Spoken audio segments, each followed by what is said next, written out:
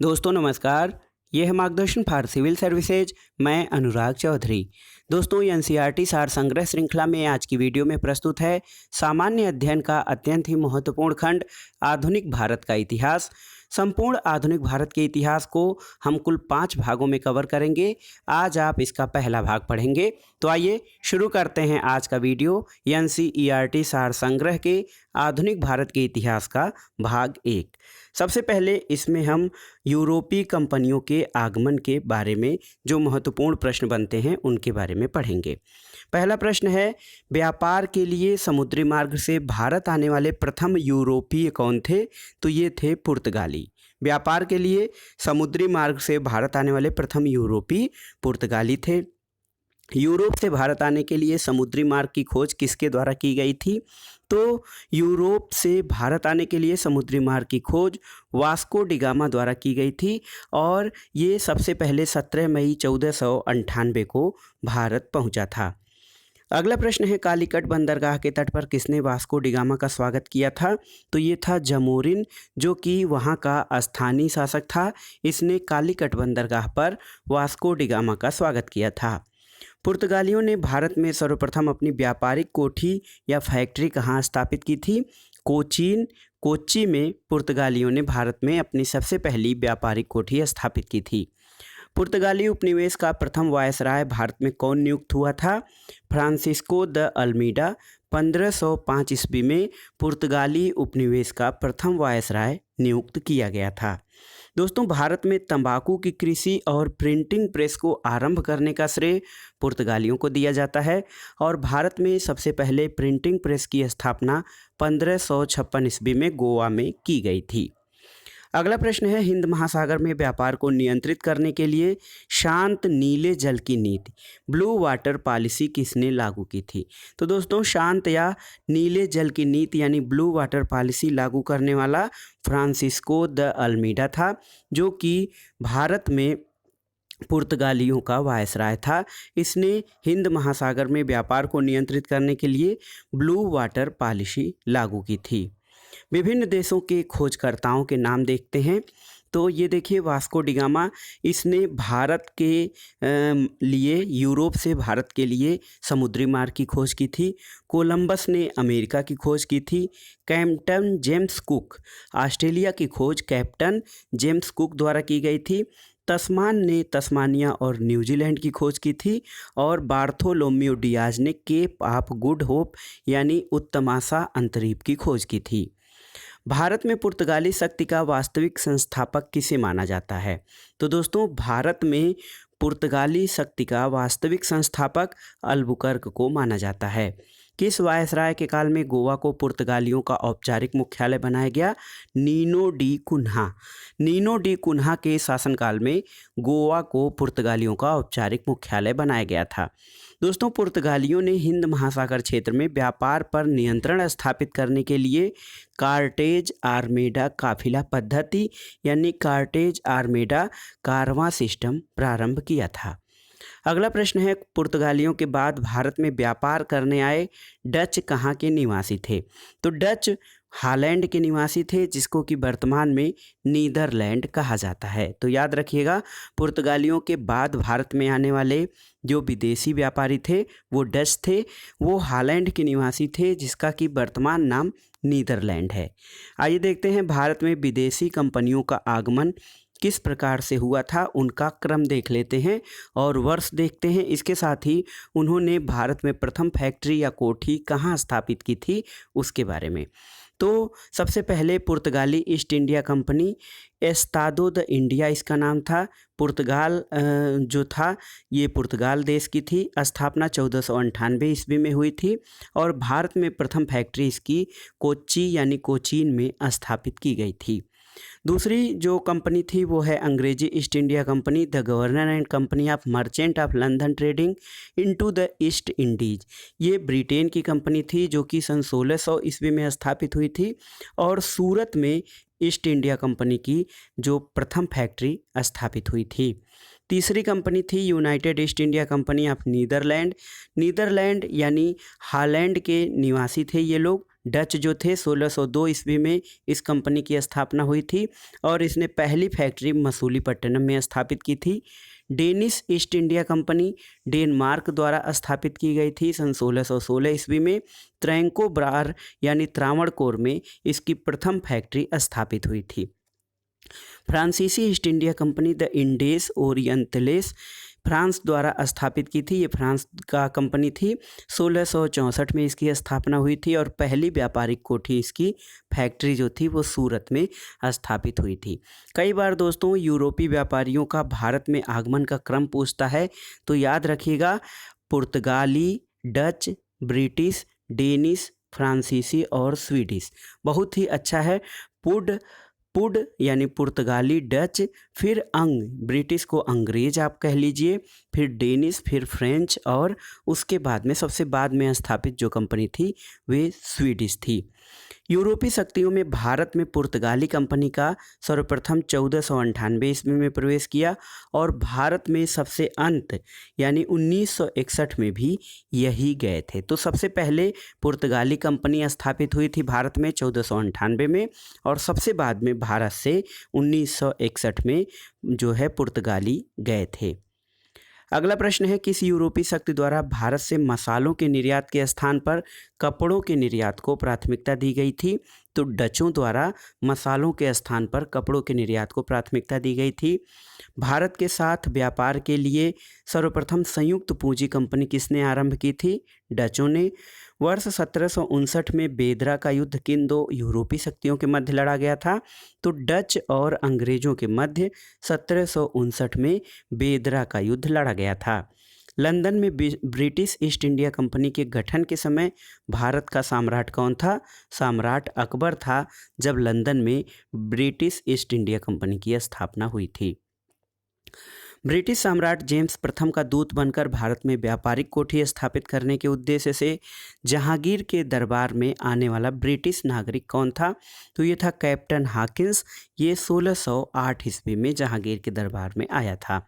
दोस्तों, British east India company द्वारा भारत में प्रथम अस्थायी कारखाना मसूलीपट्टनम जो कि 1611 में स्थापित किया गया था और प्रथम अस्थायी कारखाना सूरत में 1613 ईस्वी में स्थापित किया गया था ब्रिटिश ईस्ट इंडिया कंपनी, जिसको कि हम ईस्ट इंडिया कंपनी भी कहते हैं।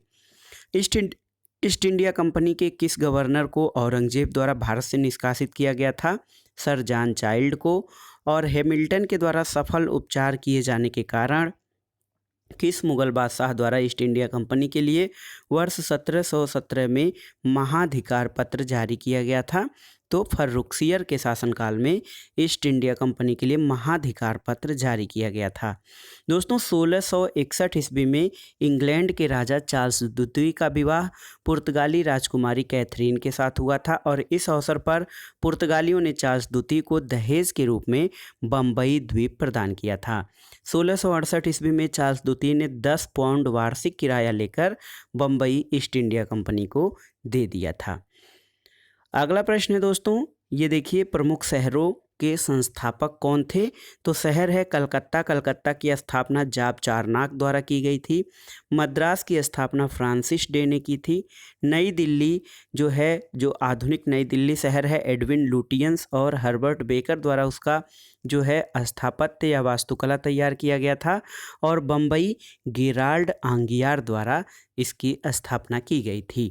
यूरोप वासियों के लिए सर्वप्रथम सोरा और अफीम प्राप्ति का मुख्य क्षेत्र कौन सा था? ये था बिहार। और वर्ष 1664 में फ्रांसीसी कंपनी की स्थापना किसके प्रयासों से की गई थी? कोलबर्ट के प्रयासों से फ्रांसीसी कंपनी की स्थापना की गई थी। फ्रांसीसी कंपनी की स्थापना किसके कार्यकाल में हुई थी? लुई 14वें के शासनकाल में। और फ्रैंक कैरो के द्वारा भारत में प्रथम फ्रांसीसी फैक्ट्री की स्थापना कहाँ की गई थी? सूरत में 1668 ईस्वी में। फ्रांसीसी गवर्नर डुप्ले ने पहली बार भू क्षेत्र अर्जित करने के उद्देश्य से भारतीय राजाओं के विवादों में भाग लेने की नीति आरंभ की थी। तो याद रखिएगा, सबसे पहले फ्रांसीसी गवर्नर डुप्ले ने भू क्षेत्र अर्जित करने के लिए भारतीय राजाओं के विवादों में भाग लेने की नीति आरंभ की थी। फ्रांसीसियों द्वारा फोर्ट लुई नामक किला कहाँ बनवाया गया था? ये पांडिचेरी में था। पांडिचेरी का प्रथम फ्रांसीसी गवर्नर कौन था? Franco Martin. पुर्तगालियों को सौली के स्थान पर किस अंग्रेज अधिकारी ने पराजित किया था? थॉमस बेस्ट ने। बांडीवास का युद्ध जो 1760 ईस्वी में लड़ा गया था, अंग्रेजों ने किसे पराजित किया था? तो ये अंग्रेज और फ्रांसीसियों के बीच लड़ा गया था बांडीवास का युद्ध, जिसमें अंग्रेजों ने फ्रेंच सेना को पराजित किया था। कर्नाटक का युद्ध किन के मध्य लड़ा गया था? तो अंग्रेज और फ्रांसीसियों के मध्य लड़ा गया था कर्नाटक का युद्ध। और प्रथम कर्नाटक युद्ध किस संधि के माध्यम से समाप्त हुआ था?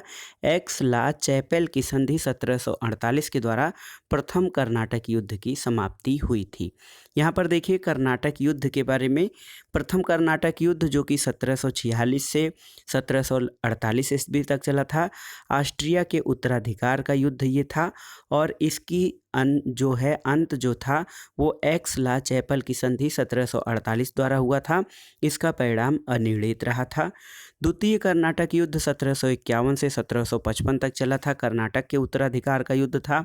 और पांडिचेरी की संधि द्वारा 1755 द्वारा ये समाप्त हुआ और इसके द्वारा ब्रिटेन मजबूत स्थिति में आ गया था। और तृतीय कर्नाटक युद्ध 1758 से 1763 ईस्वी तक लड़ा गया। ये एक सप्तवर्षीय और औपनिवेशिक कारण के द्वारा लड़ा गया युद्ध था। पेरिस की संधि 1763 के द्वारा इसका अंत हुआ और इसमें फ्रांस की पराजय हुई थी। दोस्तों, अंग्रेजी कंपनी का नाम governor and company of merchant of London trading into the east Indies रखा गया था। जो कंपनी जिसको हम ईस्ट इंडिया कंपनी कहते हैं, इसका पूरा नाम governor and company of merchants of London trading into the east Indies था। ईस्ट इंडिया कंपनी और बंगाल के नवाबों के संबंध में जो प्रश्न हैं उनके बारे में आइए देखते हैं। मुगल सम्राट द्वारा स्वतंत्र रूप से नियुक्त बंगाल का अंतिम गवर्नर कौन था? मुर्शीद कुली खां।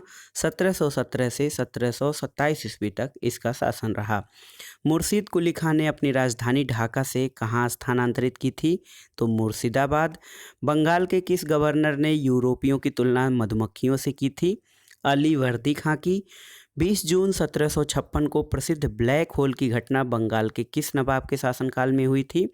तो ये सिराजुद्दौला के शासनकाल में हुई थी प्रसिद्ध ब्लैक होल घटना। 9 फरवरी 1757 को अलीनगर की संधि किसके मध्य संपन्न हुई थी? क्लाइव और सिराजुद्दौला के मध्य 9 फरवरी 1757 को अलीनगर की संधि संपन्न हुई थी। दोस्तों, भारतवर्ष में ब्रिटिश साम्राज्य का संस्थापक लॉर्ड रॉबर्ट क्लाइव को माना जाता है। इसने प्लासी के युद्ध में 23 जून 1757 में बंगाल के नवाब सिराजुद्दौला को पराजित करके पहली बार भारत में ब्रिटिश प्रभुत्व की नींव रखी थी। इसलिए भारतवर्ष में ब्रिटिश साम्राज्य का संस्थापक रॉबर्ट क्लाइव को माना जाता है। प्लासी के युद्ध के समय बंगाल के नवाब का सेनापति कौन था जिसने युद्ध में विश्वासघात किया था? मीर जाफर। और प्लासी के युद्ध के समय मुगल बादशाह कौन थे? आलमगीर द्वितीय। प्लासी के युद्ध के पश्चात बंगाल का नवाब कौन बना? तो दोस्तों, प्लासी के युद्ध के बाद नवाब सिराजुद्दौला की हार हुई और मीर जाफर जो कि उसका सेनापति था वो नवाब बना था। भारत में ब्रिटिश प्रभुत्व की शुरुआत किस युद्ध से मानी जाती है? तो प्लासी के युद्ध से, जो कि 23 जून 1757 से लड़ा गया था। प्रमुख घटनाएं और उनकी तिथियां देख लेते हैं। घटनाएं और वर्ष। दोस्तों, ब्लैक होल की घटना 20 जून 1756 को हुई थी।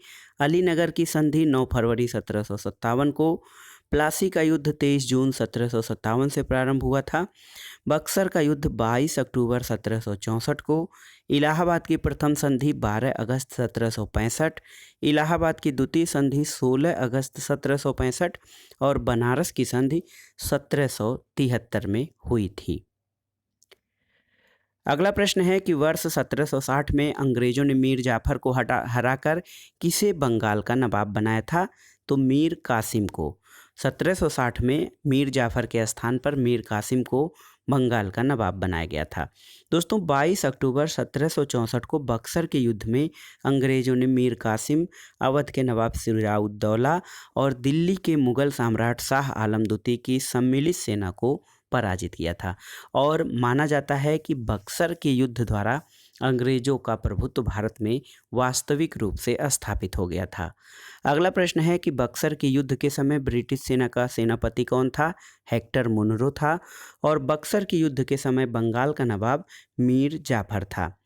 दोस्तों बक्सर के युद्ध के बाद इलाहाबाद की प्रथम संधि मुगल सम्राट शाह आलम द्वितीय, बंगाल के नवाब नजमुद्दौला और क्लाइव के मध्य, और इलाहाबाद की द्वितीय संधि जो हुई थी वो क्लाइव और अवध के नवाब शुजाउद्दौला के बीच संपन्न हुई थी। अगला प्रश्न है, किस संधि के माध्यम से अंग्रेजों को बंगाल, बिहार और उड़ीसा की दीवानी प्राप्त हुई थी? इलाहाबाद की संधि द्वारा। और स्वर्ग से उत्पन्न सेनानायक किसे कहा गया? Robert Clive.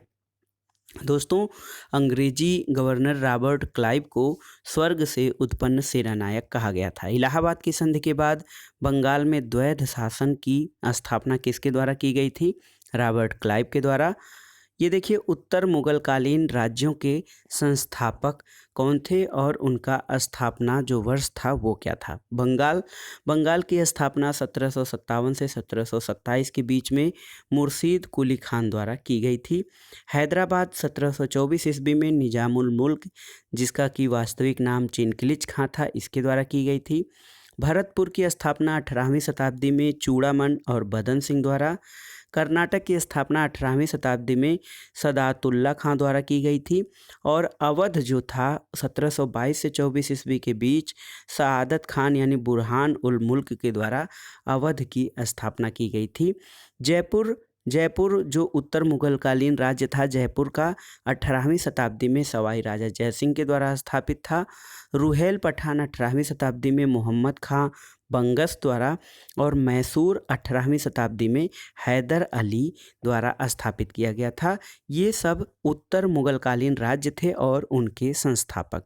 दोस्तों वर्ष 1842 से 44 तक भारत में जो ब्रिटिश सेना का, ब्रिटिश ईस्ट इंडिया कंपनी का गवर्नर लॉर्ड एलनबरो था, इसका कार्यकाल कुशल अकर्मण्यता की नीति का काल माना जाता है। अब आइए प्रमुख क्षेत्रीय राज्यों पंजाब और मैसूर के बारे में जो महत्वपूर्ण प्रश्न हैं उनको देखते हैं। सिख साम्राज्य का संस्थापक किसे माना जाता है? महाराजा रणजीत सिंह को, जिन्होंने कि 1799 ईस्वी में सिख साम्राज्य की स्थापना की थी। महाराजा रणजीत सिंह सुकरचकिया मिसल से संबंधित थे और महाराजा रणजीत सिंह के राज्य की राजधानी लाहौर में स्थित थी।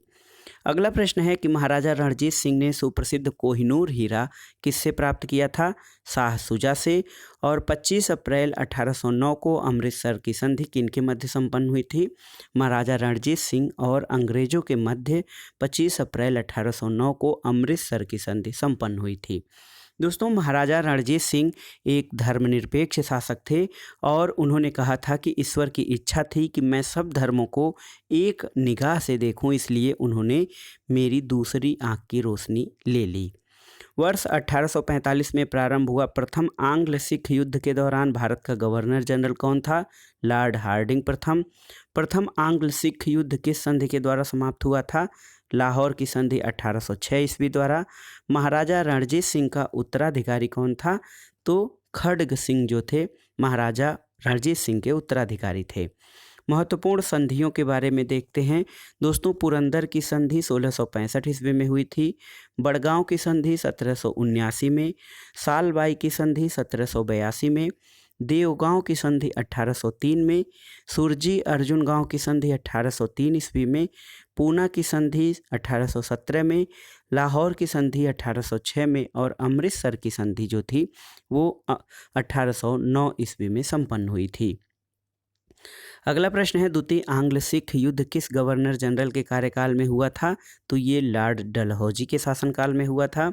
13 जनवरी 1849 को हुए चिलियांवाला युद्ध में अंग्रेजी सेना का नेतृत्व किसके द्वारा किया गया था?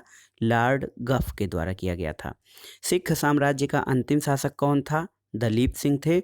और वर्ष 1849 में हुए ब्रिटिश साम्राज्य में सिख साम्राज्य के विलय के बाद भारत का गवर्नर जनरल कौन था? तो ये लॉर्ड डलहौजी था, जब 1849 में ब्रिटिश साम्राज्य में सिख साम्राज्य का विलय हुआ था। अगला प्रश्न है स्वतंत्र राज्य के रूप में मैसूर की स्थापना किसके द्वारा की गई थी? हैदर अली के द्वारा की गई थी मैसूर की स्थापना। अब आइए देखते हैं आंग्ल मैसूर संघर्ष। आंग्ल मैसूर संघर्ष जो था ये 4 आंग्ल मैसूर युद्ध हुए थे। प्रथम आंग्ल मैसूर युद्ध 1767 से 1769 ईस्वी में हुआ था। इसमें मैसूर का शासक हैदर अली था और बंगाल के गवर्नर लॉर्ड वेलेस्ली था और मद्रास की संधि 1769 द्वारा प्रथम आंग्ल मैसूर युद्ध समाप्त हुआ था और इसमें हैदर अली दक्षिण भारत का प्रथम शासक था जो अंग्रेजों से पराजित नहीं हुआ था। द्वितीय आंग्ल मैसूर युद्ध 1780 से 1784 के मध्य हुआ था। हैदर अली के शासनकाल में वारेन हेस्टिंग्स बंगाल का गवर्नर था और इस समय 1784 में मंगलौर की संधि हुई थी और द्वितीय आंग्ल मैसूर युद्ध के समय हैदर अली की मृत्यु के बाद टीपू सुल्तान के नेतृत्व में युद्ध हुआ था।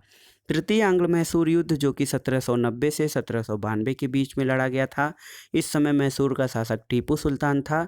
लॉर्ड कॉर्नवालिस बंगाल का गवर्नर था और श्रीरंगपट्टनम की संधि 1792 ईस्वी के द्वारा इसमें टीपू सुल्तान की स्थिति कमज़ोर हो गई थी।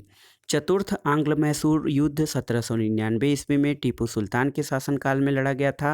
अंग्रेजी सेना का जो बंगाल का गवर्नर था लॉर्ड वेलेस्ली था। मैसूर सहायक संघ के द्वारा इस युद्ध में टीपू सुल्तान की मृत्यु हुई। मैसूर में पुनः वाडियार वंश की स्थापना हुई थी और अंग्रेजों ने वाडियार वंश के शासक से सहायक संधि की थी। दोस्तों, सिख साम्राज्य के महाराजा रणजीत सिंह की तुलना फ्रांसीसी यात्री विक्टर जाकमा ने नेपोलियन से की थी। तो याद रखिएगा, महाराजा रणजीत सिंह की तुलना फ्रांसीसी यात्री विक्टर जाकमा ने नेपोलियन से की थी। अगला प्रश्न है ब्रिटिश राजनीतिक और प्रशासनिक नीतियों से संबंधित जो प्रश्न हैं उनको आइए देखते हैं। अंग्रेजों का भारत पर वास्तविक राजनीतिक नियंत्रण कब स्थापित हुआ? इलाहाबाद की संधि 1765 द्वारा। बंगाल में द्वैध शासन किसके द्वारा लागू किया गया? लॉर्ड क्लाइव के द्वारा। 1772 में किस गवर्नर ने द्वैध शासन को समाप्त कर दिया था? वारेन हेस्टिंग्स ने। और भारत में न्यायिक सेवा का जन्मदाता वारेन हेस्टिंग्स को माना जाता है। दोस्तों, वारेन हेस्टिंग्स के समय में रेगुलेटिंग एक्ट 1773 के अंतर्गत 1774 में कलकत्ता में एक सुप्रीम कोर्ट की स्थापना की गई थी।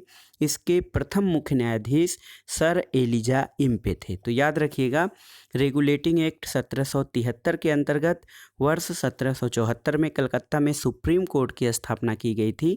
इसके मुख्य न्यायाधीश प्रथम मुख्य न्यायाधीश सर एलिजा इम्पे थे और यह जो इस समय गवर्नर जनरल था वारेन हेस्टिंग्स था। भारत में पुलिस सेवा और सिविल सेवा का जन्मदाता किसे माना जाता है? लॉर्ड कॉर्नवालिस को।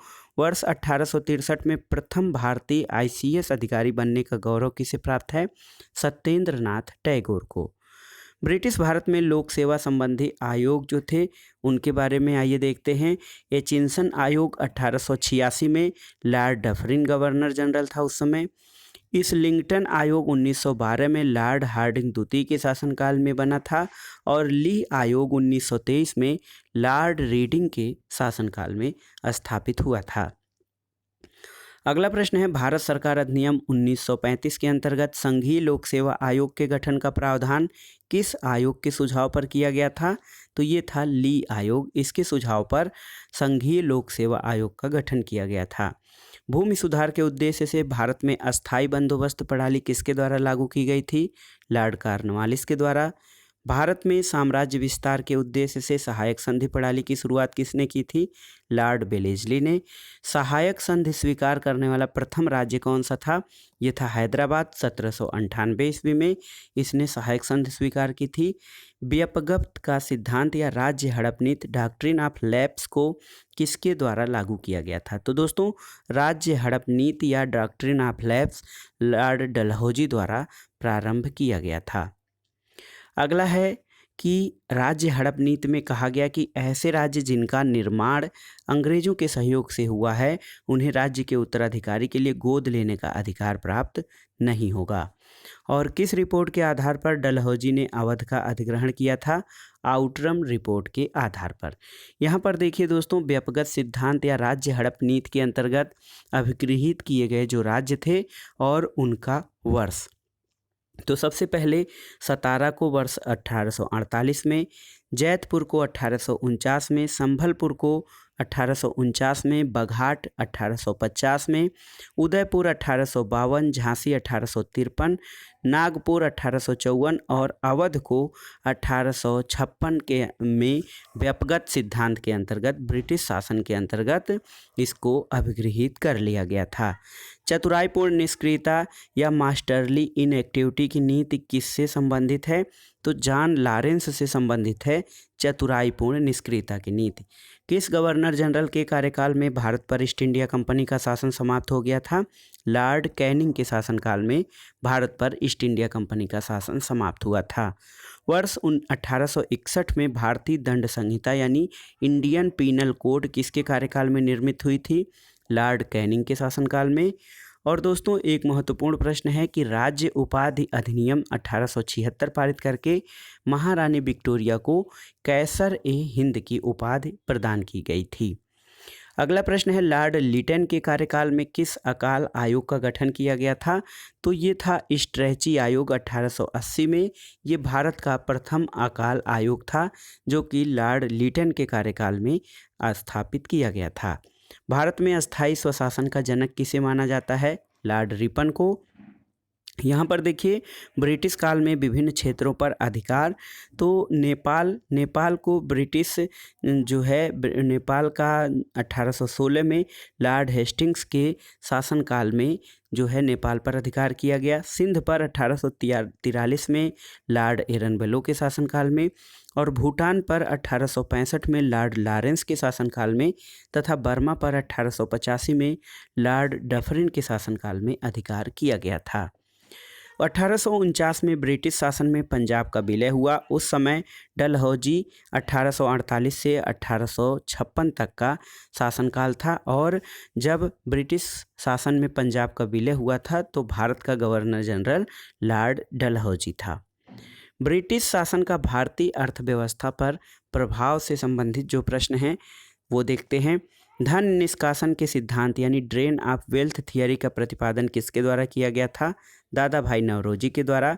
वर्ष 1892 में लिबरल पार्टी के टिकट पर ब्रिटिश हाउस ऑफ कॉमन्स में चुने जाने वाले पहले भारतीय कौन थे? ये थे Dadabhai Naoroji. Poverty and un British rule in India नामक पुस्तक किसने लिखी है? दादा भाई नौरोजी ने। और यह विचार किसने दिया कि भारत में ब्रिटिश आर्थिक नीति घिनौनी है? तो ये विचार कार्ल मार्क्स का था, जिसने ये कहा था कि भारत में ब्रिटिश आर्थिक नीति अत्यंत घिनौनी है। औपनिवेशिक अर्थव्यवस्था की श्रेष्ठतम पुस्तक इंडिया टुडे के लेखक कौन है? रजनी पामदत्त। इंडिया टुडे रजनी पामदत्त की कृति है। वर्ष 1907 में टिस्को की स्थापना किसके द्वारा की गई थी? JN टाटा, जमशेद जी नसरवान जी टाटा के द्वारा 1907 ईस्वी में टिस्को की स्थापना की गई थी। अगला प्रश्न है कुटीर उद्योगों के विकास के लिए ऑल इंडिया स्पिनर्स एसोसिएशन की स्थापना किसने की थी? महात्मा गांधी ने। वर्ष 1854 में बॉम्बे स्पिनिंग और वीविंग कंपनी को सूती वस्त्र की फैक्ट्री किसके द्वारा स्थापित की गई थी? कावस जी डाबर के द्वारा 1854 में Bombay spinning and weaving company सूती वस्त्र की फैक्ट्री थी, ये स्थापित की गई थी। वर्ष 1855 में भारत का प्रथम जूट मिल कहाँ स्थापित किया गया था? श्रीरामपुर पश्चिम बंगाल में। और भारत का प्रथम चाय बागान कब स्थापित किया गया था? 1833 ईस्वी में। दोस्तों डाकू राज्य 1765 से 1772 के काल को किसने अंग्रेजी शासन के काल को डाकू राज्य कहा है? तो प्रसिद्ध इतिहासकार KM पडिक्कर ने 1765 से 1772 के कार्यकाल को डाकू राज्य कहा है। यहाँ पर आइए देखते हैं प्रमुख कृषि पद्धतियाँ। तिनकठिया प्रथा। दोस्तों तिनकठिया प्रथा का नाम आता है, इसकी विशेषता क्या थी? तो इस प्रथा के अंतर्गत चंपारण बिहार के किसानों को अपने अंग्रेज बागान मालिकों के अनुबंध पर अपनी भूमि के 3/20 भाग पर नील की खेती करना अनिवार्य होता था। इसे तिनकठिया पद्धति कहा जाता है। ददनी प्रथा। तो इस प्रथा के अंतर्गत ब्रिटिश व्यापारी भारतीय उत्पादकों, कारीगरों, शिल्पियों आदि से निर्मित माल प्राप्त करने के लिए अग्रिम अथवा पेशगी के रूप में धन देते थे, जिसको ददनी प्रथा कहा जाता है। अब आइए देखते हैं ब्रिटिश कालीन भू राजस्व व्यवस्था। तो दोस्तों ब्रिटिश काल में 3 प्रकार की भू राजस्व व्यवस्था प्रचलित थी। अस्थायी बंदोबस्त या जमींदारी बंदोबस्त, दूसरा रैयतवाड़ी और तीसरा महलवाड़ी। दोस्तों, अस्थाई बंदोबस्त प्रणाली लॉर्ड कॉर्नवालिस के शासनकाल में 1793 ईस्वी में प्रारंभ की गई थी, जो बंगाल, बिहार, उड़ीसा, उत्तर प्रदेश, बनारस, उत्तरी कर्नाटक में प्रारंभ की गई थी और इसमें समस्त ब्रिटिश भारत का 19% भाग आच्छादित था।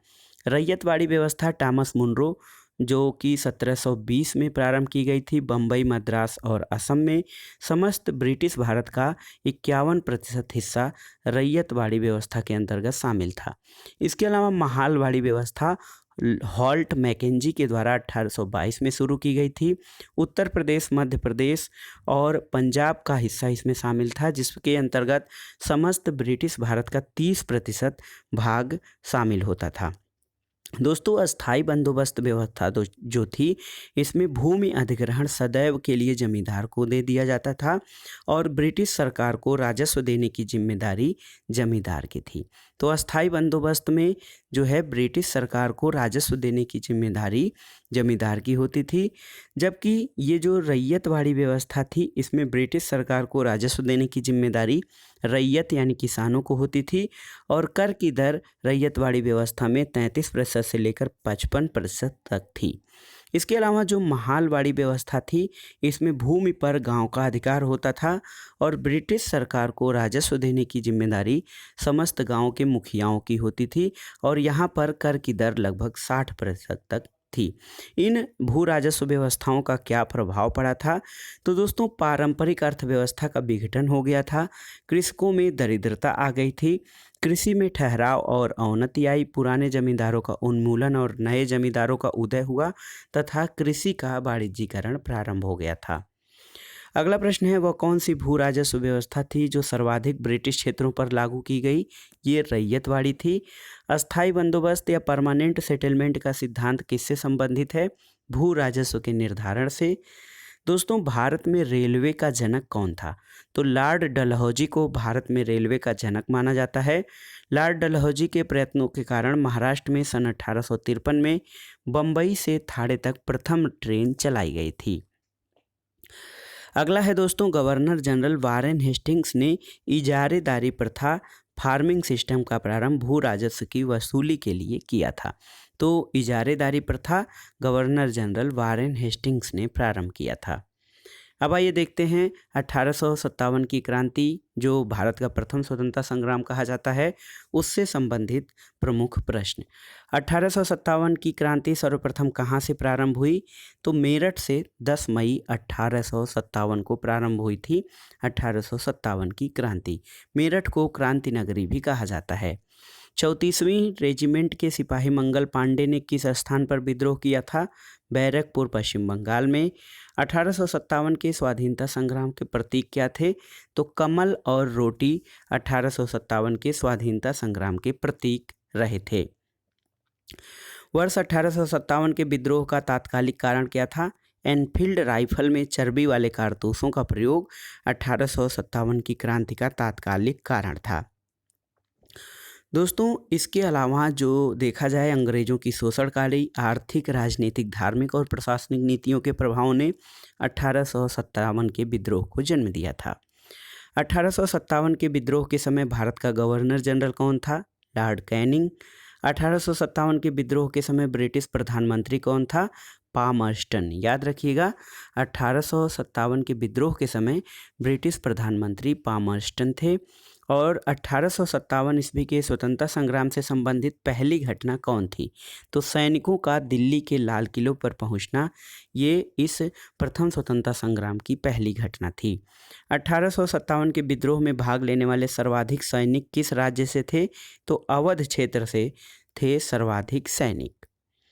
अगला प्रश्न, 1857 में किसने इलाहाबाद को आपातकालीन मुख्यालय बनाया था? लॉर्ड कैनिंग ने। और केंद्रीय संगठन की कमी और सुनियोजित रणनीति के अभाव में 1857 का विद्रोह जो था, ये असफल हो गया था। इसमें किसी केंद्रीय संगठन की कमी थी और कोई सुनियोजित रणनीति नहीं थी। अगला प्रश्न है कि लखनऊ में 1857 की क्रांति का नेतृत्व किस महिला ने किया था? बेगम हजरत महल ने। 1857 के स्वाधीनता संघर्ष में प्रथम प्रमुख भूमिका निभाने वाली रानी लक्ष्मीबाई का जन्म कहाँ हुआ था? तो रानी लक्ष्मीबाई, जिनके बचपन का नाम मनु था, इनका जन्म वाराणसी में हुआ था। रानी लक्ष्मीबाई को अंतिम युद्ध में किसने पराजित किया था? कैप्टन ह्यूरोज ने। और असम में 1857 की क्रांति का नेता कौन था? दीवान मनीराम दत्त। फैजाबाद से विद्रोह कर रहे किस क्रांतिकारी को पकड़ने के लिए अंग्रेजों ने 50,000 रुपये का इनाम रखा था? मौलवी अहमदुल्ला। मौलवी अहमदुल्ला को पकड़ने के लिए अंग्रेजों ने 50,000 रुपये का इनाम रखा था। कानपुर से विद्रोह का नेतृत्व कर रहे नाना साहब ने किसे अपना सेनापति नियुक्त किया था? तात्या टोपे। दोस्तों, तात्या टोपे का वास्तविक नाम रामचंद्र पांडुरंग था। 1857 के विद्रोह के दौरान मुगल बादशाह बहादुर शाह जफर ने किसे अपना सेनापति नियुक्त किया था? बख्त खां को। बख्त खां को बहादुर शाह जफर ने अपना सेनापति नियुक्त किया था। यहाँ पर देखिए, एक चार्ट के माध्यम से 1857 के विद्रोह के प्रमुख केंद्र और प्रमुख विद्रोही नेता के बारे में जानते हैं। दिल्ली में विद्रोही नेता बहादुर शाह द्वितीय था और सैन्य नेतृत्व बख्त खां के द्वारा किया गया था। विद्रोह की तिथि 11 मई 1857 थी और इसका दमनकर्ता निकलसन और हडसन थे। लखनऊ में बेगम हजरत महल और बिरजिस कादिर ने विद्रोही नेता के रूप में जो है 1857 की क्रांति में भाग लिया। 4 जून 1857 को विद्रोह की तिथि थी और कालिन काम्पबेल जो है दमनकर्ता सेनापति था। झांसी में रानी लक्ष्मीबाई विद्रोही नेता और ग्वालियर में तात्या टोपे थे। 4 जून 1857 को यहाँ विद्रोह प्रारंभ हुआ था। जनरल ह्यूरोज ने इस विद्रोह का दमन किया था। कानपुर में नाना साहब तात्या टोपे थे। 5 जून 1857 को विद्रोह प्रारंभ हुआ। कॉलिन कैंपबेल ने कानपुर के विद्रोह का दमन किया था। इलाहाबाद में लियाकत अली विद्रोह के नेता थे। 6 जून 1857 को यहाँ पे विद्रोह प्रारंभ हुआ और कर्नल नील ने दमन किया था। फैजाबाद में विद्रोही नेता मौलवी अहमदुल्ला थे। जून 1857 में फैजाबाद में जो है विद्रोह प्रारंभ हुआ था और कर्नल नील ने यहाँ पर इस विद्रोह का दमन किया था। जगदीशपुर जो बिहार में है, कुंवर सिंह और अमर सिंह विद्रोही नेता थे। 12 जून 1857 को वहाँ पर विद्रोह प्रारंभ हुआ था। विलियम टेलर और विंसेंट आयर ने विद्रोह का दमन किया था।